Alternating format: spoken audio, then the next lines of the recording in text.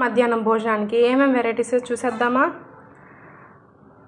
ఇది వచ్చి అరికలతో నేను వండుకున్నాను అన్నం. నాకు ఇది వచ్చేసి తోటకూర కాడలు, పచ్చెనపప్పు, కొబ్బరి వేసి చేసిన ఫ్రై, రసం, అన్నం, అత్తకి బావకి అన్నం. ఇంక ఇది వచ్చేసి మ్యాంగోస్ భోజనం తర్వాత తినడానికి.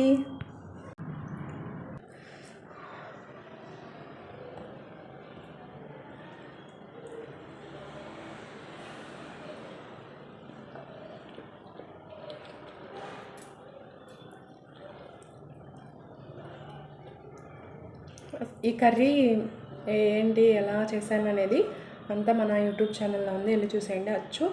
అసలు చికెన్ కర్రీ ఉన్నట్టే ఉంది. మన వీడియో నచ్చితే లైక్ చేయండి, షేర్ చేయండి, సబ్స్క్రైబ్ చేయండి. Thank you.